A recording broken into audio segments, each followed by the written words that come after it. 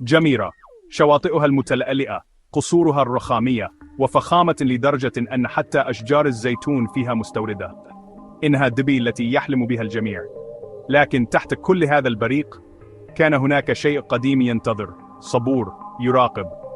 خالد المنصور، اسمي يفتح الأبواب في الإمارات، أراد الأفضل فقط لزفاف ابنته. فيلا فخمة كالقصر، رخام إيطالي، مسبح خاص، كل شيء ذكي. نوع المنزل الذي لا يستطيع معظم الناس إلا تخيله. كان كل شيء يسير على ما يرام حتى بدأ الحفر.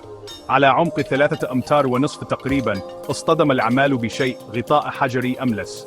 ليس تحفة أثرية، لا شيء يتعرف عليه أحد. ببساطة، لم يكن مكانه. خالد قال فقط: غطوه. استمروا، لأن الأغنياء أحيانا يعتقدون أن الأرض تدين لهم بالصمت، لكن الفضول له ثمن. في تلك الليلة، عاد مشرف الموقع مع عاملين. فتحوا الغطاء بالقوة، متوقعين تابوتا، ربما كنزا. ما وجدوه كان غرفة صغيرة، باردة كالثلج، كل شبر منها منحوت برموز لا يستطيع أحد قراءتها. في المنتصف، عين حجرية سوداء كاللؤلؤة، لكنها خاطئة. في اللحظة التي لمسوها، اهتزت الأرض، سكنت الريح، حتى القمر بدا وكأنه يحبس أنفاسه. بحلول الفجر، اختفى المشرف.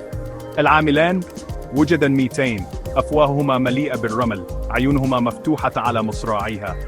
القصة الرسمية كانت تسمم بالغاز، لكن أي شخص سمع عنها همس شيء خرج. ومع ذلك استمر البناء. بعد 6 أشهر، انتقلت ليلي وزوجها فارس إلى الفيلا.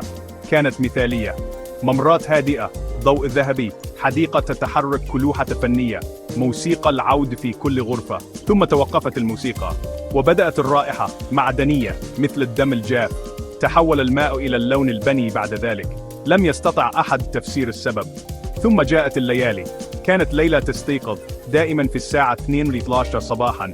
دائما تسمع خدشا، ليس فئرانا، ليس أنابيب، أظافر بشرية. ترك البستاني العمل وهو يهمس هذا المكان. تحته فم مدينة منسية ملعونة. دفنوا أحياء وما زالوا يبكون. فارس ضحك وسخر من الأمر، حتى رأى لقطات المراقبة. ليلى حافية القدمين، عيناها فارغتان، تخدش أرضية المطبخ لساعات. وخلفها للحظة واحدة فقط شكل، بلا وجه، بلا جسد، مجرد الظل لم يكن ظلها. في العلية وجدت ليلى مفكرة ملفوفة بقطعة قماش، كانت تخص عالم آثار بريطاني الدكتور إدوين كارتر، مؤرخة عام 1913. الصفحات الأخيرة تقول: وجدنا موقع دفن لقبيلة مفقودة، كانوا يعبدون شيئا يسمى العين البيضاء، كانوا يحنطون الأحياء. أنا أغلقت الغرفة بنفسي. إذا فتحها أحد مرة أخرى، بالأسفل بخط يد مهتز: جميرة ملعونة. هذه الأرض غير الصالحة للمنازل. بعد ذلك تغير فارس، يضحك، يبكي، يتحدث بلغات لم تعرفها ليلى، ليست كلها عربية. في إحدى الليالي وقف عند الجدار، كان ينزف، الدم كتب: لقد فتحت الفم، الآن ننهض. اتصلت ليلي بشيخ مشهور، جاء تلا القرآن، اهتز المنزل، تومضت الأضواء، تشققت البلاط. توقف الشيخ، شاحب كالموت. هذه الفيلة مبنية على بوابة، ما تحتها؟ ليس من هنا.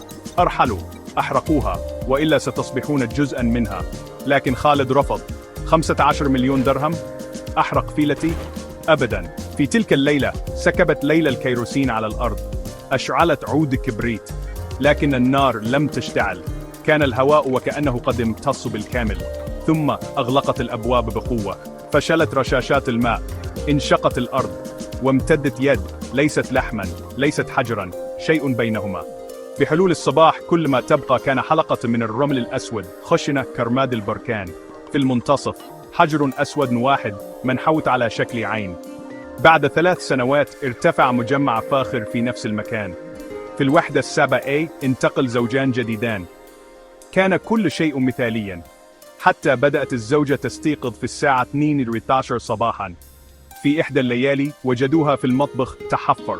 بعض الأشياء المدفونة في الصحراء يجب أن تبقى مدفونة.